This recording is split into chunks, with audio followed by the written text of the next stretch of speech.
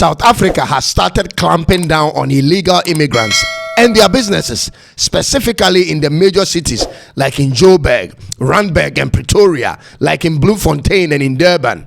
Many of such actions have been taking place in the past, but this new level of nationwide clampdown could have never been activated if not for the current government system. It's problematic, ladies and gentlemen, and inconvenient for foreigners, but it's necessary for South Africa if they want to bring sanity to their society. And I predicted this would happen way back. My only concern, however, is they don't target only other African immigrants, but all immigrants. And trust me, every African country needs to sanitize their country. Ghana definitely could use it. You need a new type of government system to shake things up for the collective good, because the existing ones won't, ladies and gentlemen. That's why I insist Ghana needs to try a new leader outside of the two main political parties. We have Nana Kwame Bediako, who is proposing real transformational ideas in his policies, and we also have Kofi Cranton, who looks ready to take the entire system on for the benefit of Ghana. We must really consider them in this year's election. It comes with a difference in leadership, ladies and gentlemen. Like, for instance, if you look at what's happening in the newly formed Sahel region in West Africa, it gives you the sense of trying new things. There has to be a reset of our economies and our laws, and it's obvious the existing parties aren't capable of bringing about such changes because it benefits them ultimately. I predicted, ladies and gentlemen, that the ANC party won't have majority in the National Assembly, and it's happened.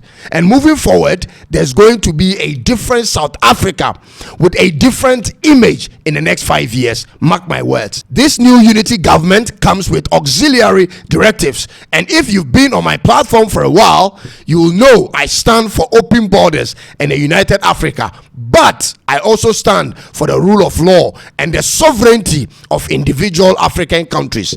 America literally elected Trump based on their border issues. It's just proper to have people come in through the system so there is adequate data on their personality and what they are engaged in. Trump has already sounded the alarm for mass deportation, and I see same things kicking off in South Africa from next year. Ladies and gentlemen, like I said earlier, it's inconvenient when you are on the receiving end as an immigrant, but it must be done for all countries for the purpose of internal security. I just hope they treat people fairly and with respect in this entire exercise, but without mincing words. Ladies and gentlemen, I repeat, Africans everywhere in the world must not only see this as an attack on us, but people must realize it's a call to look into building our own individual countries. We cannot always be the black sheep of the world. We cannot always be the ones on the receiving end of racism. We have to build our own. It would have been a totally different ball game if we had developed our cities and economies to host people from all around the world. There are thousands of West African men and women languishing in prisons in Indonesia and in Malaysia. There are same thousands of West African youth in Chinese detention centers for overstaying their visas. Black people are still being traded as slaves in different parts of North Africa and in the Middle East. It's horrific and heartbreaking when you see the potentials of our individual countries and yet the migration rates of our youth. Ladies and gentlemen, and I don't blame the South African government that much for this. I don't blame the government much.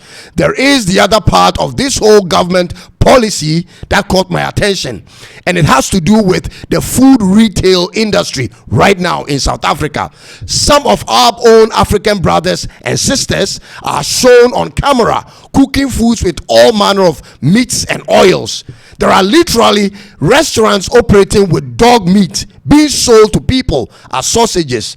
These cases came out during the police and home affairs raids.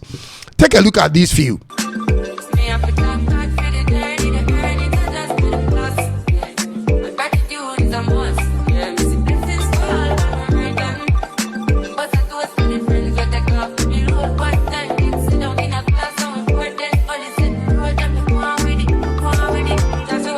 upon me.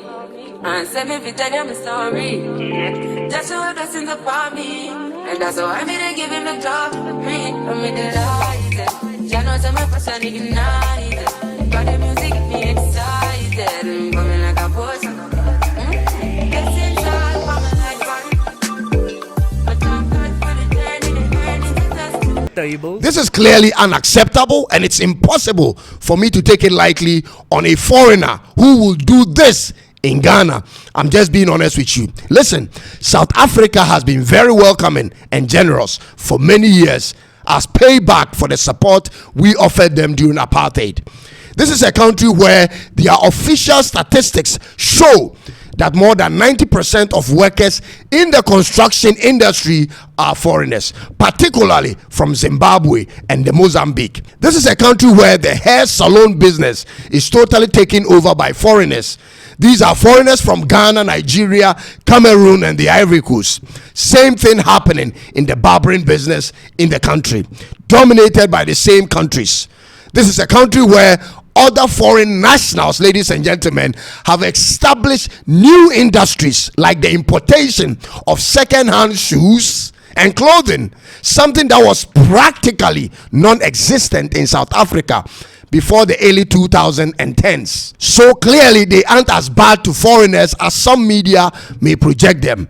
I feel they are simply overwhelmed with the influx of foreigners.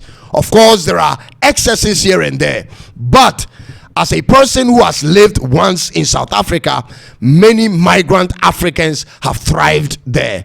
Many have prospered and built homes in their home countries. But this is also a country that's been dominated by foreigners who are into all manner of businesses like pushing drugs and alcohol. Let's not forget that. So you can just imagine, it's a cluster of all manner of foreigners congregated in a well-developed African country.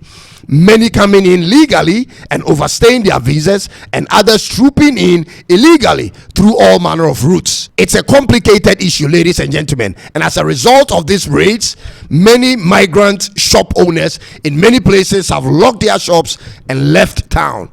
The Home Affairs, which is their immigration office, and the police administration are randomly visiting shopping malls to check on customers' identifications and their resident permits. For your information, it's rough for many illegal immigrants at this point. Some say it's only a 9-day wonder, and others say it's going to be the new order. But whichever way it may be, I want to encourage our people, especially in West Africa, to spend more time making our communities livable than simply leaving town to seek greener pastures. Ghana needs change. Nigeria could use a lot of change, and we must pursue the change we want ourselves. I think I've said enough. Thanks for taking time to watch this episode, and be sure to subscribe and click on the notification bell for more of my contents. We'll come your way again with another one. God bless you. God bless Africa, and it's bye-bye for now.